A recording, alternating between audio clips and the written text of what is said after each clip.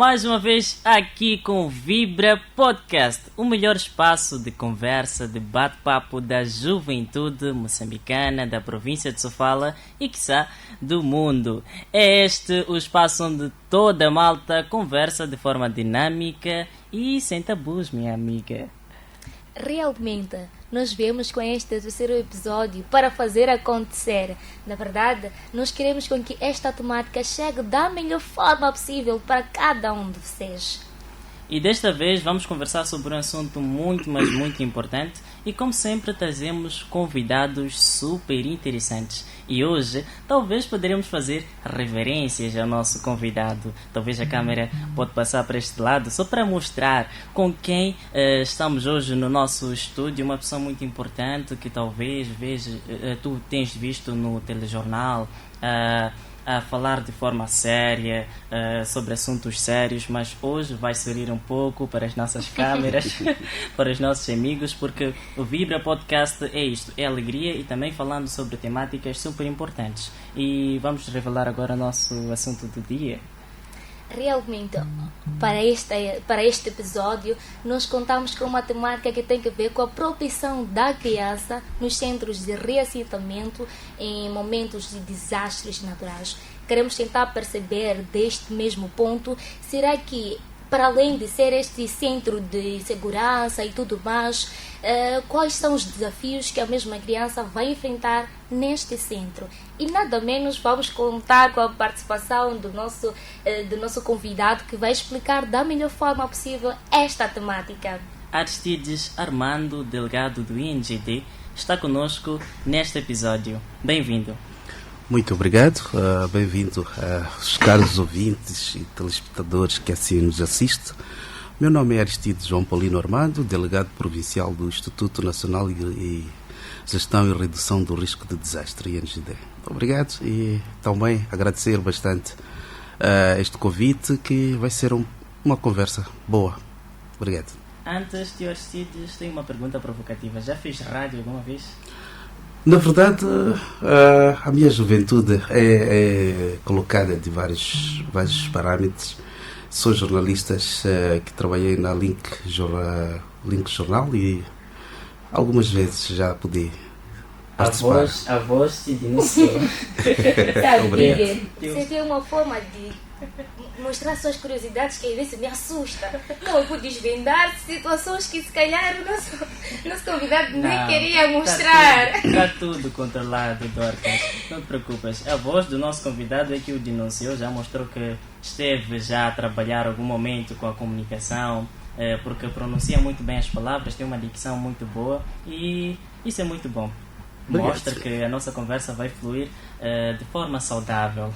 Assim esperamos. Obrigado. E bom, nós é que agradecemos por ter aceito o nosso convite.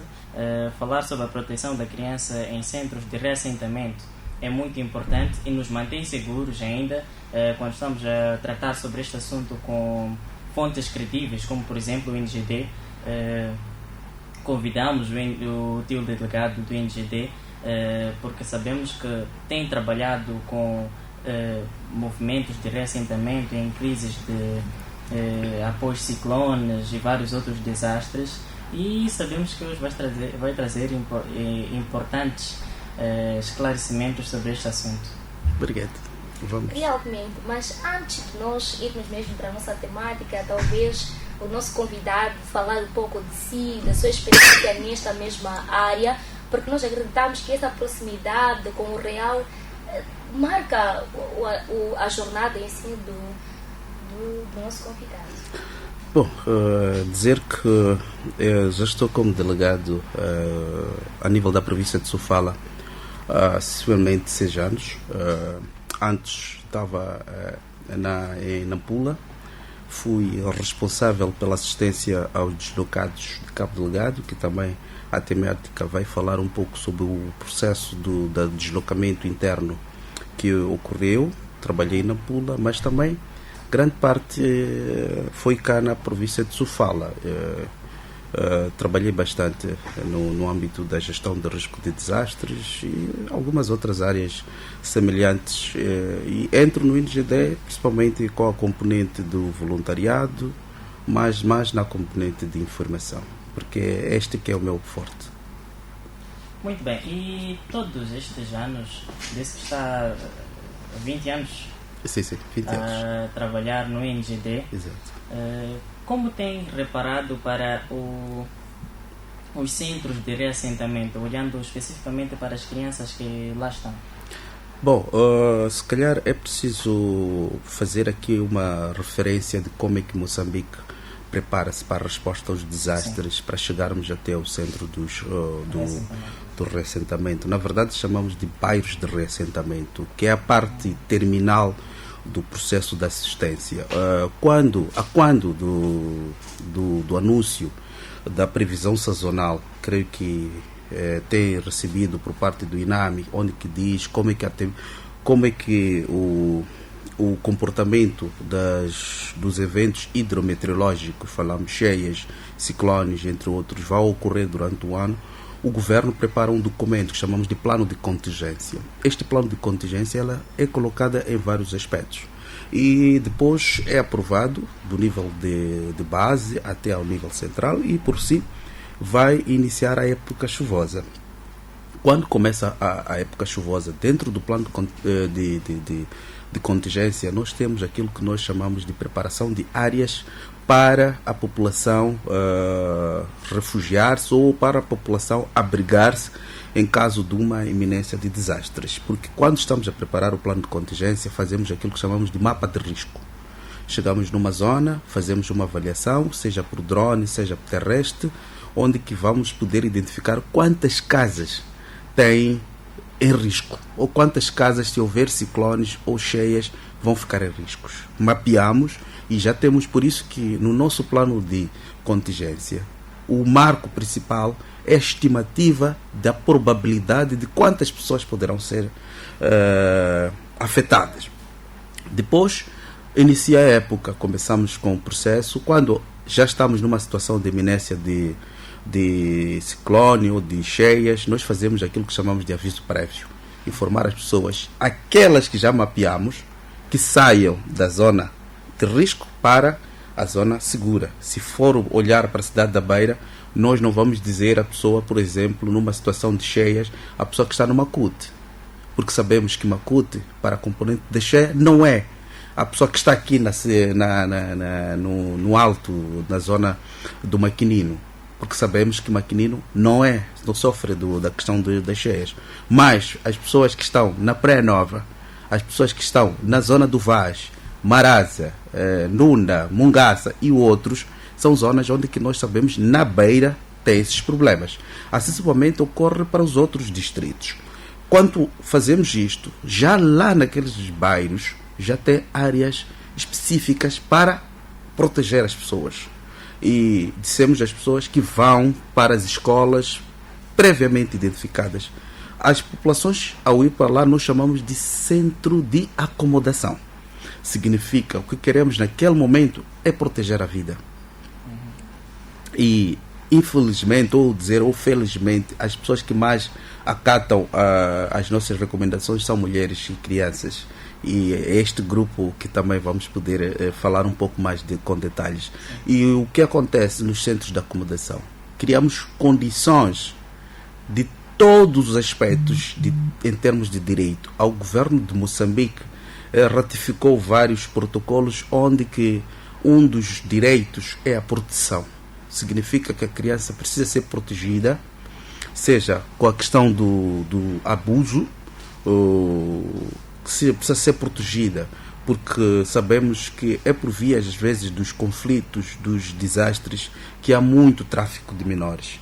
Porque os pais não estão com as crianças, porque há uma movimentação de várias pessoas. Então, tem uma equipe que nós chamamos de cluster de proteção, que protege em vários aspectos. Tem lá a polícia, tem lá os outros órgãos. Também tem a componente da alimentação, a saúde, a questão da habitação, a questão da higiene, a questão da dignidade, principalmente para as nossas meninas, adolescentes e jovens com idade produtiva. Elas precisam de ser dados kits de dignidade e outros aspectos que são criados naqueles centros de acomodação. Quando chegado a um momento, o governo, em parceria com os parceiros que nós chamamos aqui na província, chamamos o Centro Operativo de Emergência, sentamos e analisamos se a situação prevalece ou se a situação continua. Por exemplo, se é umas cheias na cidade da Beira, são cheias urbanas, nós temos em média uma semana para poder avaliar se a coisa continua ou não. Depois damos mais uma outra semana que é para poder criar condições, seja na zona de origem ou seja nas zonas próximas zonas. E depois é aí onde que nós edificamos os bairros de reassentamento. Estes bairros já são locais fixos, definido que são criadas todas as condições. Quando falamos de bairros, já podemos imaginar que as infraestruturas sociais e as outras já estão lá. Mercado, saúde, educação, estrada, escola e tudo mais, já está lá criadas as condições. É aí onde que a população já é atribuída, cada um na sua devida residência. Então, são essas todas as etapas que são criadas. E já agora eu acredito que já nos deixou um pouco mais abalizados, porque o nosso pessoal de lá de casa pensava que a questão mesmo do centro de acolhimento, eu mesmo que falar do centro de reassentamento. Sim. E com esta visão já nos traz já nos abre a mente, aliás, dessa grande diferença. E nós olhamos para Moçambique. Moçambique é um país muito, mas muito afetado por mudanças climáticas, desastres e como tal. Então, o Aristides, qual é o desastre que mais afeta principalmente as crianças em Moçambique? Dizer que, segundo os estudos, nos últimos anos, Moçambique é o país mais afetado, se calhar, nas mudanças climáticas na África.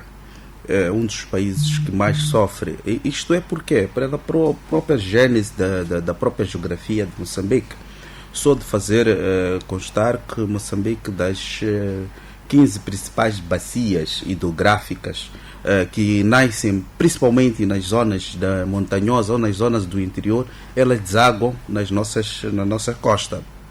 E depois também Moçambique está sobre o canal de Moçambique, e o canal de Moçambique é banhado pelo Oceano Índico, que é uma zona do sudoeste do Oceano Índico que também é muito propensa aos eventos, principalmente os ciclones, devido às características específicas. Então, com isso, Moçambique tem vários efeitos. E também o outro efeito que também tem apoquentado agora é a questão também das secas.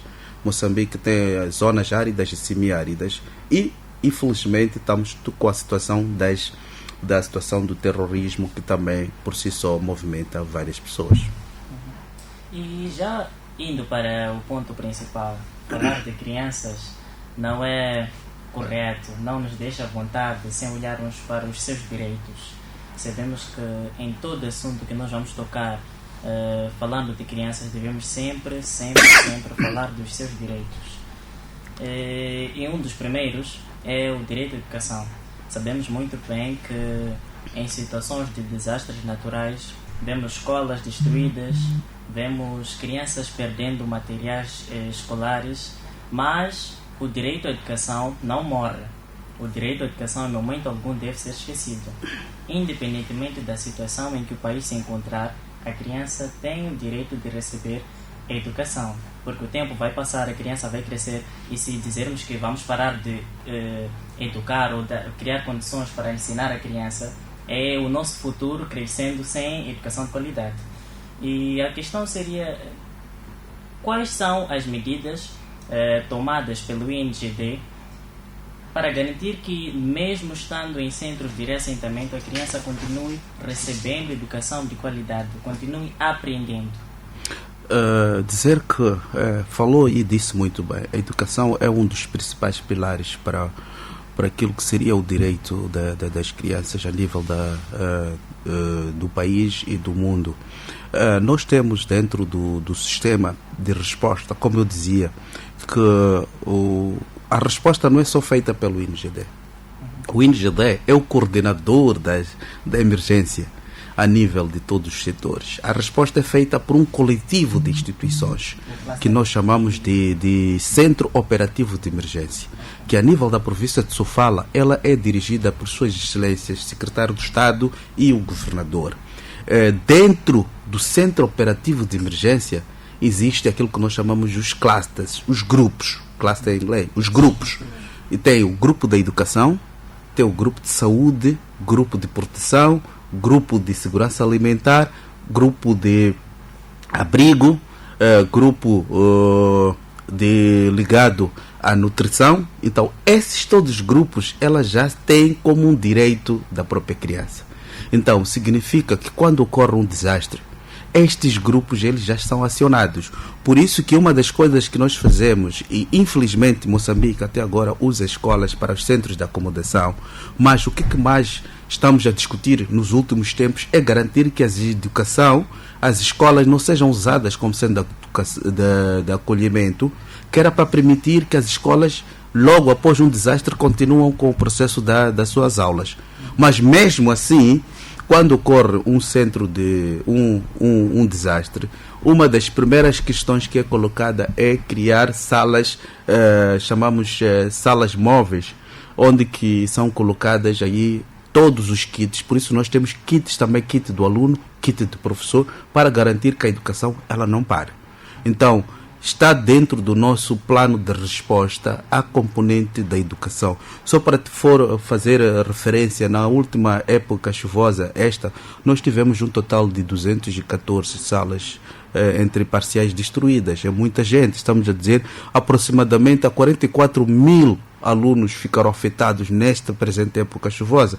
É um assunto extremamente sério, que o governo está a se redobrar esforço para ver se consiga garantir que esses alunos, principalmente, não venham a sofrer impactos na paralisação das suas aulas. Então, só por eu ter este dado como memória, significa que este setor é um dos privilegiados. E já agora, o tio fala a questão mesmo dos centros de acomodação e menciona a questão mesmo da educação. Tudo bem que o NGD e toda a equipe garante a questão mesmo da educação. Mas, por outro lado, a questão é: a educação é de qualidade? Porque nós olhamos por a questão do impacto em si da própria criança. A criança que sofre impactos do desastre natural não é aquela criança que, por exemplo, de uns 3, 4 anos atrás e tudo mais. Não é a mesma. A questão do impacto em si, da saúde mental dessa mesma criança fica meio que alterada. Tudo bem que vão garantir a educação e tudo mais, mas temos esse fator do impacto em si, da concentração daquela criança, não é a mesma. Então, como é que o tio mesmo avalia nesse mesmo ponto? Porque é a nossa questão. Não, fê-lo muito bem a pergunta, tendo em conta que quando eu falava de discutir questões de desastres, eu vou levar todo dia, se calhar, por isso que estou a fazer algum resumo. Sim. No cluster de proteção, no grupo de proteção, o primeiro elemento que é colocado em mente é a questão psíquica. Por isso que dentro do cluster de proteção, o elemento que nós colocamos, não só a questão da proteção, a questão contra a violência violência para a criança, violência sexual, a violência para a rapariga, a questão dos psicólogos é o elemento crucial. Por isso que quando ocorre um desastre, o elemento extremamente importante que deve ser colocado é a componente dos psicólogos, para poder trazer o espírito de confiança, para trazer o espírito de certeza que o pior já passou e garantir que essa pessoa realmente esteja encorajada para continuar. Perdão. Porque o que digamos? Se a pessoa sai da sua casa e vai para um centro de acomodação, significa que grande parte da sua vida ficou perdida, do ponto de vista histórico, local. A questão era uma casa em que você cresceu, viu-te crescer. Se calhar, nesta movimentação, um dos parentes ficou, infelizmente, pode ter obitado. Então, a pessoa já chega lá com um espírito extremamente, uma autoestima baixo. Sim. Então, por isso que nós, no grupo de proteção, a componente dos psicólogos é extremamente importante. Mas a questão, às vezes, que nós colocamos em Moçambique é o rácio, um psicólogo e um habitante é muito grande. Por isso que o mais importante que nós gostaríamos e acreditamos que estamos a tentar concorrer é fazer com que esta criança rejuvenesça na necessidade de garantir que realmente é preciso pautar pelo princípio dos seus deveres, de continuar a estudar para ver se consegue sair deste equívoco. E muitas das vezes é da própria criança que nós depois criamos os comitês escolares, porque ela tem a experiência do que ocorreu e não gostaria que realmente isto possa ocorrer para mais outros meninos, outros petizes. Então, por isso que a questão da proteção é extremamente importante. Daí que vem a componente da qualidade da educação. É preciso garantir que nós, Moçambique, mesmo que não seja por desastres, as escolas devem ter psicólogos para poder também ajudar os meninos a garantir que realmente consigam atingir grandes efeitos. E temos certeza, e temos meninos muito bons para o efeito. Tenho aqui vocês os dois, não são meninos, já são jovens, que também estão aqui a apresentar um programa extremamente bom. Eu já fui entrevistado com vários tios aqui na Rádio Moçambique, não tem, se calhar, algumas qualidades. Não vou citar aqui os nomes dele, mas estão a falar muito bem. Muito obrigado.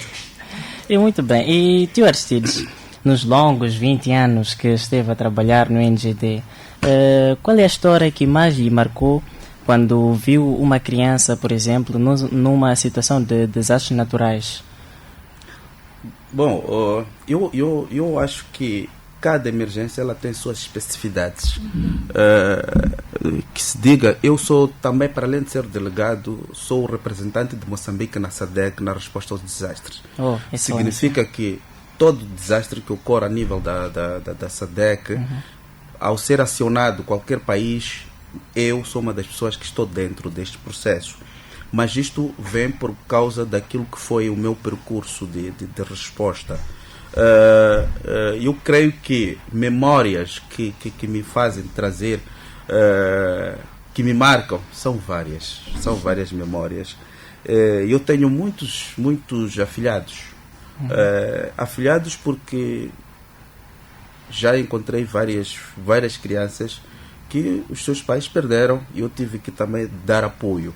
E isto me marca. Por isso que são várias histórias e eu acho que agora, numa situação normal, falar dessas histórias também me emociona. Então a única coisa que eu posso dizer é que estou para servir ao povo e garantir que realmente eu sirva com humanização. Porque é este o meu papel. Quando eu sinto que aquele apoio vai para aquela família, eu sei que realmente eles vão conseguir prosperar. É isto que me marca. Também fiquei emocionado. Só com as palavras, antes de ouvir a história. A dizer, homem não chora. Sim, claro, homem não chora. Mas realmente, e me veio também aqui uma curiosidade, se não uma questão mesmo, que é que crianças com deficiências, e eu sempre me interroguei como é que elas se deslocam, sobretudo quando estão desacompanhadas, porque no desastre nós vemos aquela questão de perdemos um familiar, se calhar nos perdemos até. Como é que são tratadas essas crianças com deficiências, sobretudo quando estão desacompanhadas? Bom, na componente nós chamamos da componente de inclusão. Nada para nós sem nós. A componente da inclusão, ela goza um papel extremamente preponderante. A província de Sofala é uma das províncias que já avançou bastante na componente da inclusão, no qual nós, dentro do COI provincial, existe uma entidade que lida sobre as pessoas com necessidades especiais, que neste momento é a FAMOD. E dentro dos comitês de gestão de risco de desastres, que são estruturas de base, que é o nosso braço operativo, elas também têm pessoas com necessidades especiais. E isto queremos aqui trazer pelo seguinte, que é importante criar um espaço que permita que todos possam ter o seu direito preservado. mas infelizmente a componente de acatar a todas as necessidades, ela traz consigo grandes desafios, principalmente desafios econômicos, porque temos dificuldades, por exemplo, da obtenção de bengala branca, temos dificuldade de obtenção de carrinhas de roda, mas o setor que lida com isso, falava do setor de proteção, ela já coloca isto como uma necessidade extrema de proteção. Nesse momento que estamos aqui a conversar, está a decorrer um levantamento minucioso nos bairros de Vaz, Maraza e Mungaça, de casa em casa, para saber exatamente quem são as pessoas com necessidades especiais nesses bairros críticos. Por que é que nós queremos esses dados? Que é para poder, quando percebermos que temos uma emergência no Vaz, nós sabermos onde que tem pessoa com aquele tipo de necessidade e onde é que devemos fazer a devida resgate. É um desafio muito grande. Há um elemento extremamente importante aqui no meio, principalmente a componente do aviso prévio. Hoje já é difícil fazer o processo do aviso prévio, principalmente para uma pessoa que não vê, para uma pessoa que não fala, para uma pessoa que não anda. É preciso começar a discutir bastante esses aspectos, mas estamos a trazer grandes respostas com os programas que temos tidos com a Unicef, com o Light for the World, com outros, e fazemos simulações a demonstrar como é que eu posso ajudar as pessoas com aquelas necessidades para que realmente possamos ser inclusivos e garantir que seu direito seja garantido. Por isso que precisamos de juntar-se aos titios na componente de construção, que as infraestruturas deverão obedecer rampas e outros elementos para garantir que as pessoas com aquelas necessidades possam realmente estar lá e serem atendidas com dignidade. E olhando para o cenário atual, sabemos que um desastre natural não bate à nossa porta. Não vem pedir licença para entrar na cidade da Beira ou para entrar em Moçambique. É verdade que o INGD já tem a capacidade de saber que daqui a uma semana teremos um ciclone, daqui a 2 semanas teremos desastre X. Mas no cenário urgente, os centros de reassentamento estão preparados para receber crianças com deficiência? Bom, o primeiro preparo é a questão psíquica.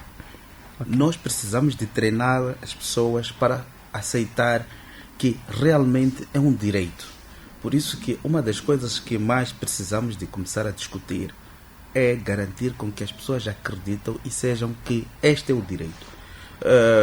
Infelizmente, como havia dito, que as nossas infraestruturas ainda não são adequadas à altura para que a pessoa vá para aquele sítio e realmente encontre todas as condições criadas. Por isso falou que muitas vezes usa-se escolas. E os outros espaços. Por exemplo, nós tivemos a situação que neste ano só tínhamos arroz e feijão. E dar todos os dias arroz e feijão não é digno para a componente nutricional. É alimento, mas cansa. Não tínhamos como fazer se não dar arroz e feijão. Então, significa que, e é por isso que também vou aproveitar esse canal para agradecer. Houve um movimento de solidariedade nesta época muito boa, muito forte. Várias entidades puderam dar um pouco de si para garantir que realmente houvesse essa componente de melhorar a dieta. Mas é um desafio. O que podemos aqui trazer como nuances é que precisamos de consciencializar as pessoas de que é um direito daquelas pessoas com necessidades especiais sejam atendidas em seu privilégio. Hoje é interessante que, infelizmente, já tem jovens que subimos no machibombo, mesmo ele com 15 anos, ainda com capacidade com energia, consegue ficar sentado enquanto há um idoso que precisa daquele lugar e ser cedido. Mas, infelizmente, a gente tem isso. Então, precisamos de trabalhar bastante na componente do direito, na componente do dever e na componente de inserção e garantir que todos somos iguais perante ao Deus, perante a lei, perante a tudo. Então não há raça, não há crença, não há qualquer outra questão, somos iguais e todos temos que ter este lado de ceder quando se percebe que realmente a pessoa com necessidades especiais acima do normal, ele já está numa situação condicionada. Então há que trabalhar no sentido de garantir que eles realmente possam ser assistidos.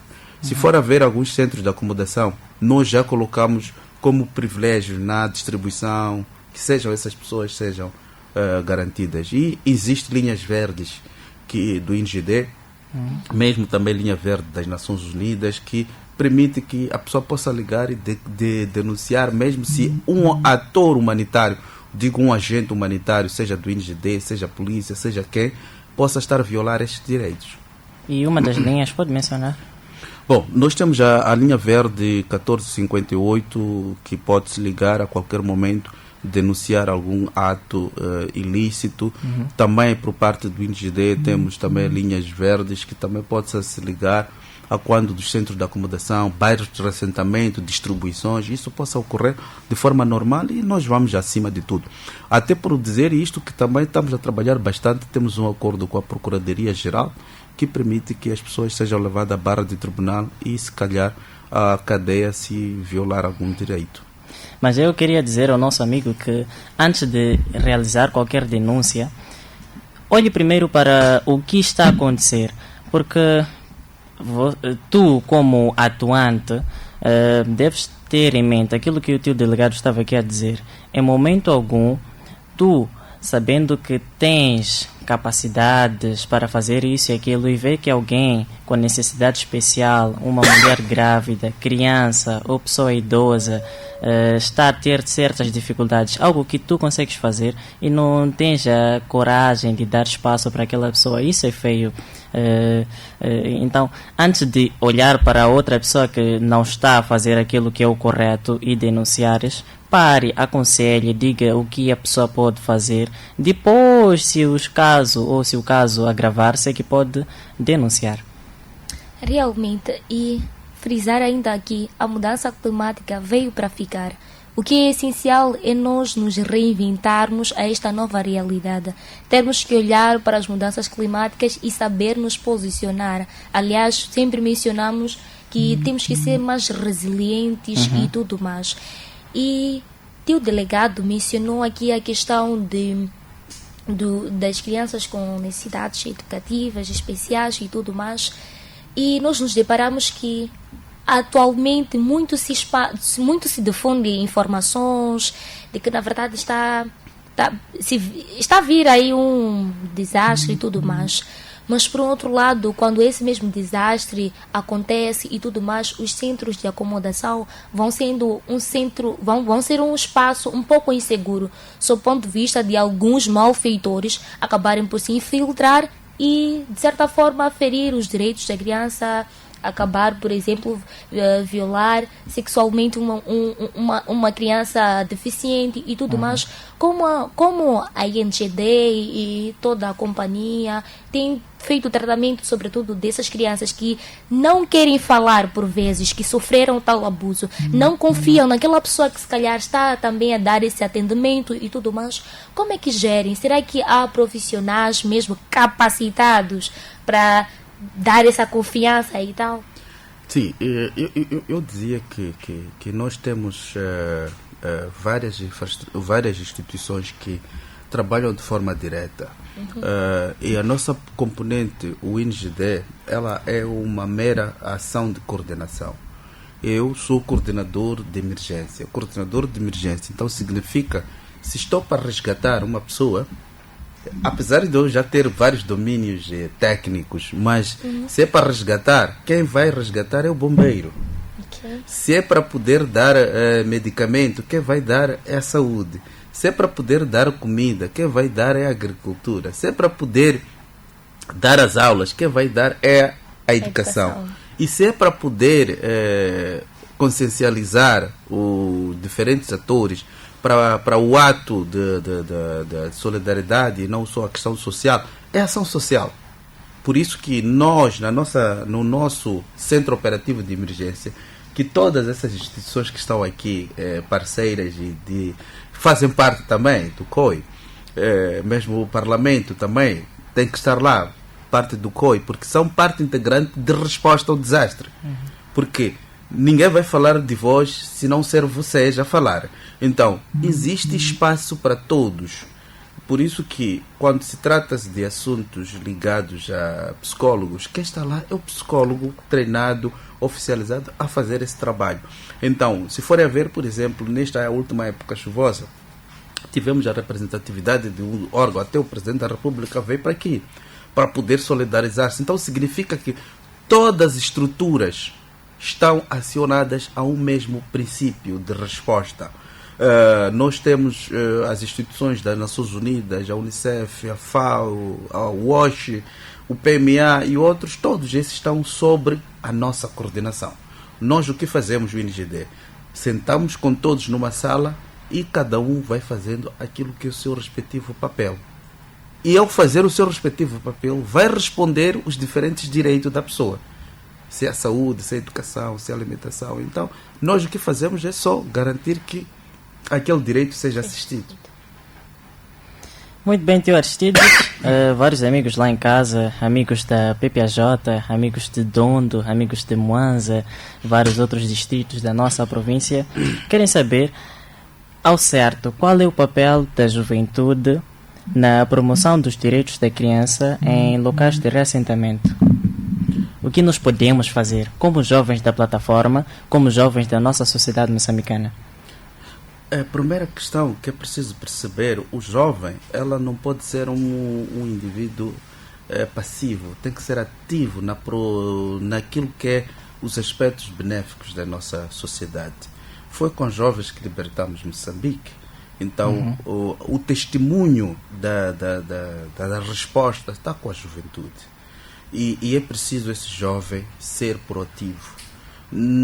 É interessante que hoje dificilmente vemos jovens em ações extremamente humanitárias. Quando a gente passa por diferentes bairros, os jovens às vezes estão envolvidos em programas que não são de caráter saudável.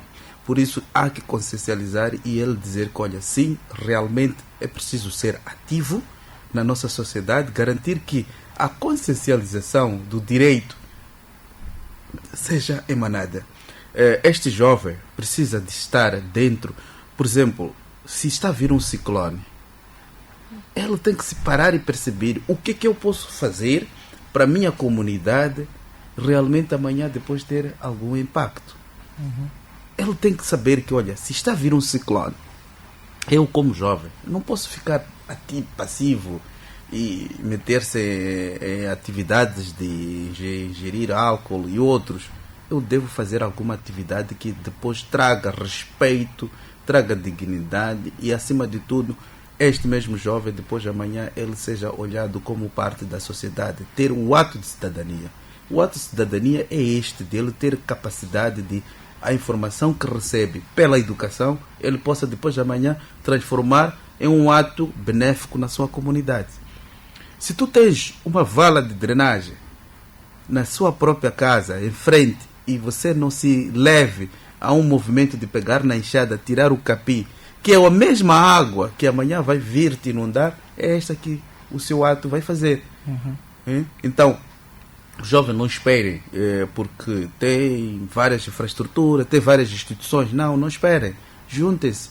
Façam um ato solidário. Vão no fim de semana, vão à praia, recolham garrafas, limpem a vossa cidade, porque depois de amanhã esta cidade limpa vai poder vos agradecer quando ocorrer.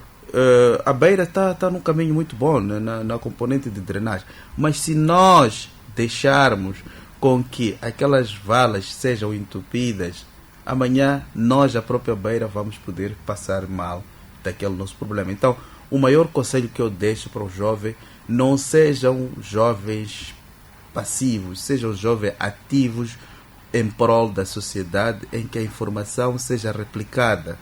Hoje nós temos muitos meios, órgãos de comunicação social, temos os WhatsApps, companhia. É preciso também clarificar, às vezes, as mamães lá e explicar à mamãe em casa que isso é IA, não é verdade. Às vezes, quem vai dizer isso é o jovem, porque às vezes os papais em casa pensam que tudo aquilo que está a aparecer é verdade, mas ele tem, porque ele está aí.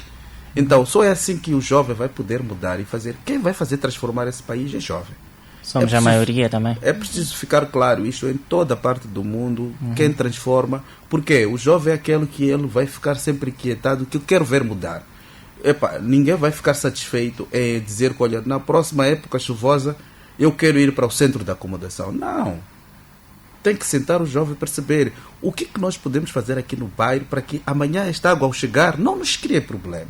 Ninguém fica satisfeito em ser tirado da sua casa, ir ficar num sítio, conviver com pessoas que não são da sua família. Então, é preciso que o jovem não seja, principalmente quando há centros de acomodação, quando há bairros de assentamento, jovens, juntem-se e vão. Eu estou há 20 anos no INGD, mas eu digo que já iniciei sempre a fazer esse trabalho de voluntariado. Eu entrei no INGD por causa de voluntariado. Estava na área juvenil, sempre apoiava em voluntário sem receber nada. E hoje estou aqui, estou delegado. Então, tenho um percurso de que realmente ações de solidariedade vão poder impactar. E as pessoas no fim, na zona, vão apontar que aquele jovem sim faz a diferença na nossa comunidade. E é isso que o jovem precisa fazer.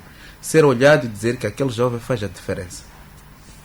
Muito bem, somos a maioria, faça a diferença e seja voluntário. Está aqui o grande exemplo. O tio Aristides era voluntário, hoje trabalha no NGD, uma pessoa muito, mas muito famosa. E não só, Didier, temos a questão mesmo de fazermos uma grande reflexão. Nós como jovens, muito nós hoje ouvimos ou falamos até em que a responsabilidade está com as autoridades. Isto é um grande erro e nós aqui fomos feitos mesmo para refletir com o nosso tio que a responsabilidade não simplesmente está nas autoridades. É que nós, jovens, atualmente não nos vemos como parte dessa tal transformação que Moçambique precisa e que tanto nós falamos atualmente. Criamos a divisão. Se existe o NGD e trabalha com desastres naturais e mitigação de riscos, então tudo que tem a ver com desastres naturais é com o NGD. Exatamente. Se existe município com limpeza, não sei o que, é com o município. Fazemos essa separação, não nos colocamos exatamente na mudança. Exatamente. E eu acredito que com estas palavras do tio delegado já nos vai fazer suscitar essa vontade de sermos participantes dessa tal transformação que Moçambique precisa. Aliás, já estamos a fazer esta transformação e vai ser esse empecilho também para si, de modo que transforme não simplesmente a sua casa, mas como um todo. Para proteger a criança, para várias outras temáticas, tu mesmo podes fazer a mudança. Como sempre, nós trazemos o nosso bolo do nosso podcast, que são os mitos e verdades. Vamos aqui com o nosso tio Aristides descobrir se algumas coisas que são faladas nos centros de reassentamento pelos nossos amigos nas comunidades são verdadeiras ou são argumentos falsos, são falácias. Sabes o que são falácias, Dorcas? Sim, sei, sim. O que são falácias? São argumentos que parecem ser verdades, mas são falsos. Não são verdades. Exatamente. Vamos descobrir se alguns dos argumentos destes jovens, destas senhoras, destas crianças são verdadeiros ou são falsos. Vamos começar com o primeiro. Garantir... não é esse. As crianças esquecem rapidamente os traumas de um desastre natural. Mito ou verdade? É mito. É mito. As crianças gravam as suas memórias do que ocorre, porque os desastres sempre vão poder impactar negativamente na sua própria vida, porque ela percebe e ela vive daquilo que são as suas memórias. Então elas normalmente levam muito tempo para pensar. Por isso que há necessidade de trabalhar com psicólogos para que este desastre seja transformado no desafio. Um ponto muito importante este. Gostei de ouvir que há necessidade de trabalhar com psicólogos para evitar isso. Exatamente. E como a segunda frase, nós temos crianças também podem sofrer problemas emocionais depois de ciclones e cheias. Mitos ou verdade? As crianças sofrem e muitas das vezes acaba sendo o grupo que mais sofre. porque as crianças, elas por si só não estão preparadas para atender aquele desafio. Eu, por exemplo, sempre discuto hoje que é preciso começar a incluir dentro dos currículos na educação sobre os aspectos ligados aos desastres de forma mais sentada, não superficialmente. Então, mesmo nas igrejas, pouco se falam.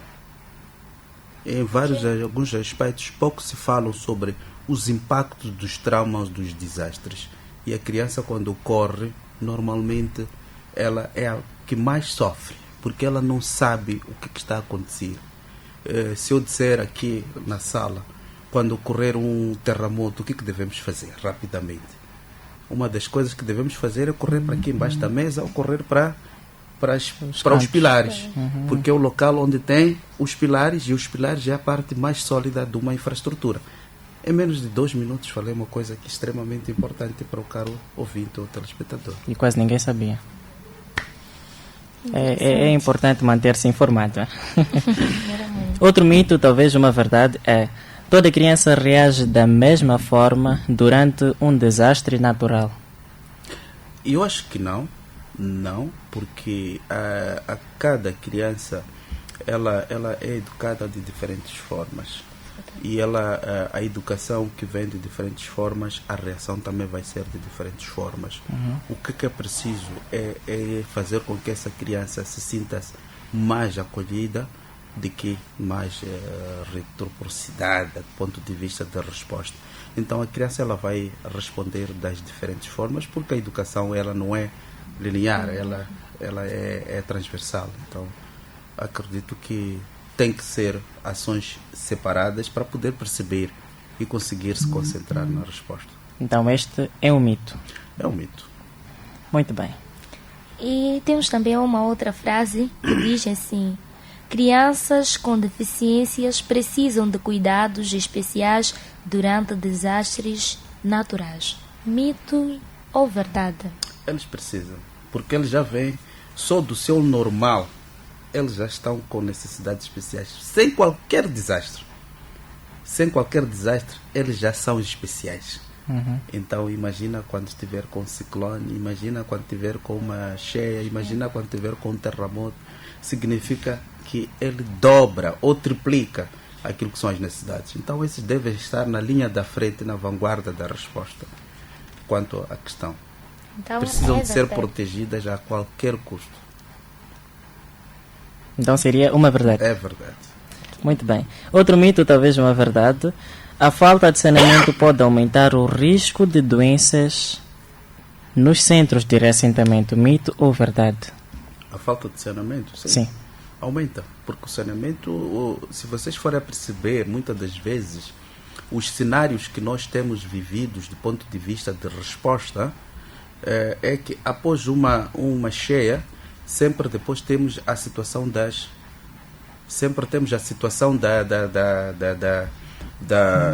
cólera. A cólera muitas das vezes ocorre sempre depois de alguns impactos. Então significa que é extremamente verdade que a falta de saneamento vai causar danos. Então quero aqui dizer que se nós não garantirmos o saneamento, vamos ter um outro problema. Podemos tirar as pessoas das cheias, mas colocá-los em uma situação pior se não tivermos o saneamento. E também temos aqui, mito ou verdade, temos aqui muitas crianças sentem medo de voltar para casa após um desastre. Mito ou verdade? Sim, porque o trauma que eles carregaram para sair da casa ainda persiste. Se eu realmente sair numa condição do teto da minha casa, vou numa condição de que tive que nadar ou vi uma situação extremamente delicada na minha zona de origem, é lógico que o trauma ainda persiste. Por isso que há necessidade de trabalhar com a questão do psicólogo, da percepção, para garantir. Bom, o último mito, talvez uma verdade, é: estar na minha casa é mais agradável do que estar num centro de reassentamento. É verdade. Estar em sua casa é melhor. Mas eu já ouvi alguns amigos a dizerem que nos centros de reassentamento é melhor, são melhores do que as próprias casas.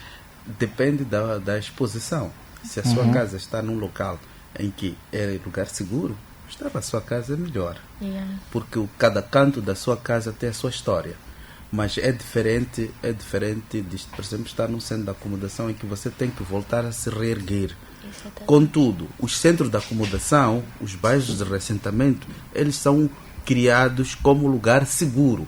Mas com as mudanças climáticas, hoje, discutir de lugar seguro ainda é uma utopia. Mas criamos os centros de acomodação com o mínimo risco possível. Então, a casa no centro de acomodação é segura, mas a sua casa vai se tornar segura se ela estiver num sítio seguro. Se não estiver num sítio seguro, estar debaixo, na zona de baixa, zona de risco, é lógico que não vai ser seguro. Agora eu fico com medo de olhar para a minha pequena beira. O tio Aristides falou aqui de segurança, falou da casa estar no local seguro, e eu às vezes duvido se a minha casa, que olhando para o amplo geral, a cidade da Beira, está no local seguro, porque existe o termo que se ouve muito: Beira é caminho de vento. Grande parte da cidade da Beira está debaixo do nível das águas do mar. Grande parte da cidade da Beira, ela é vulnerável. Isso temos que ficar claro, que a beira por si só é vulnerável. Aí admitimos que beira é caminho de vento. É caminho de vento. Até vou ser um pouco mais explicar porque que beira é caminho de vento. Nos beira é uma baía. Ela concentra maior quantidade, principalmente pela temperatura úmida que a beira tem. Ela concentra duas principais bacias. Em conjunto, temos a bacia do Sá, tem a bacia do Punga, temos a bacia do Buzi, estão mesmo bem próximos. E depois tem outros elementos que aqui podemos até levar um pouco de mais tempo para poder explicar. Que Beira, sim, está numa zona de exposição. O que precisamos de fazer é voltar a plantar mais árvores, é continuarmos a ser mais solidários do ponto de vista da cidadania, limpar a beira, garantir que as valas de drenagem estejam limpas. Por isso que nós temos a cintura do canal do Chiveve, que é para a água, quando chegar, ela ter caminho para passar. Então, o que precisamos de fazer? É garantir que aquele vento, quando chega, ele passa e não nos cria problema. Então, nós o que temos que fazer é saber conviver com as cheias. Saber que aquela vala, o canal Chiveve, é um canal que foi criado para permitir que as águas passem e circulem sem problema. Se nós deitarmos o lixo na vala, estamos a aumentar que o caminho de vento já não seja caminho, já vai ser beira, vai ser casa da cheia. Então, vamos permitir que a beira seja o canal. Por isso que o caro jovem trabalhe na necessidade de cidadania para limpar. Não precisa estar qualquer... Limpe, plante uma árvore. Plante uma, duas, três, quanto for. Porque quanto mais árvores tiver, a temperatura da beira vai diminuir, e temperaturas altas são ótimas e propícias para a canalização dos ciclones. Então, quanto mais árvores plantarmos, quanto mais limpeza fizermos, vamos fazer que daqui a, se calhar, a 30, 40 anos, Beira não seja esse caminho de vento, mas por enquanto ainda vai ser pelas nossas vulnerabilidades e a exposição da própria cidade. Muito bem, infelizmente o nosso tempo já corre muito, como sempre dissemos, o tempo é o nosso maior inimigo, mas grandes oportunidades ainda existirão para conversarmos sobre outras temáticas, claro, que relacionem-se com as mudanças climáticas, desastres naturais, para termos a oportunidade de convidar o NGT. Exatamente. Gostamos muito de conversar com o tio Aristides, trouxe pontos importantes sobre o nosso tema. E nós super agradecemos mesmo ao tio delegado por estar disposto a nos ensinar de forma tão ampla e tão simples esta temática. Muito, muito obrigado.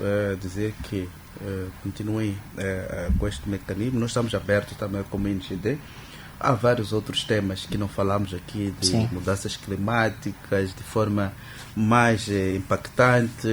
Estamos a preparar a próxima época chuvosa, mas também queria aproveitar a oportunidade de dizer que estamos a preparar com a ULI do Congo o primeiro congresso de uma ação humanitária e cooperação a nível de Moçambique, É um evento muito grande que vai decorrer em outubro. Caros jovens, se quiser estar conosco, venha, junte-se a nós para podermos juntos estarmos nesse dia, que vamos falar um pouco de tudo para Moçambique e para o país e para o mundo, quiçá. Muito bem. São nos espaços como estes que eu, a Dorcas e o tio Aristides devemos conversar, e tu também devemos conversar, para manter-nos informados e sabermos como é que vamos trabalhar de forma dinâmica quando existir algum desastre natural. Tio Aristides, existe uma fofoca. O Unicef vai fazer uma simulação junto do INGD. Sim. Nós estamos a trabalhar. Neste momento a minha equipe está no distrito de Nhamatanda. Estão a trabalhar no sentido de dar kits a alguns jovens, kits de prontidão, que são kits que, a quando da emergência, eles devem usar para poder apoiar a sua comunidade. E vamos fazer, sim, simulações, não só com a Unicef, mas como também a primeira simulação feita a nível da África, porque o INGD, a Delegação Provincial de Sofala, é a primeira delegação como província na África conectada à SADC e a Addis Abeba. Nós vamos fazer uma simulação aqui na Beira, que estamos a preparar em julho, que vai ser uma das questões que vai poder mostrar ao mundo que como é que nós respondemos cabalmente aos impactos do desastre. E também estarão todos convidados para estarmos nessa simulação. Era o ponto que eu queria. Será que não irá convidar a plataforma? Deverão estar, porque vai ser também um momento marcante para podermos melhor nos preparar. Quanto melhor nós estarmos preparados aos eventos climáticos, mais uma vez vamos mostrar que seremos capazes de o suportar, porque cada ano que passa os eventos tornam-se mais críticos. Muito críticos mesmo. E o convite é só para a plataforma ou estende-se também para o nosso amigo lá em casa? Sim, o nosso amigo vai participar, se calhar, vamos criar vários grupos de trabalho, vamos estar conectados com a televisão, com a rádio e os outros, e eles podem em algum momento. Mas também quero aqui dizer que nos bairros, principalmente os bairros mais de risco, tem lá comitês locais de gestão de risco de desastre. Caro amigo, se quiser também fazer parte, junte-se a esses grupos e vamos interagindo. Qualquer apoio nesta componente de consciencialização à resposta às mudanças climáticas é extremamente importante. Muito bem, tio Aristides, mais uma vez obrigado por ter aceito o nosso convite. O Vibra Podcast vai criar formas, vamos tentar convencer os nossos manos para fazer com que o NGD esteja conosco mais vezes.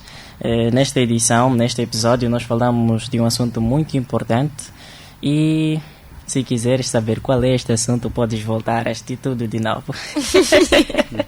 Então não se esqueça de compartilhar, acima de tudo, deixar o seu comentário, porque nós acreditamos que quando comentares, nós vamos perceber de que não. Nosso amigo aí de casa estava mesmo ligado ao nosso conteúdo.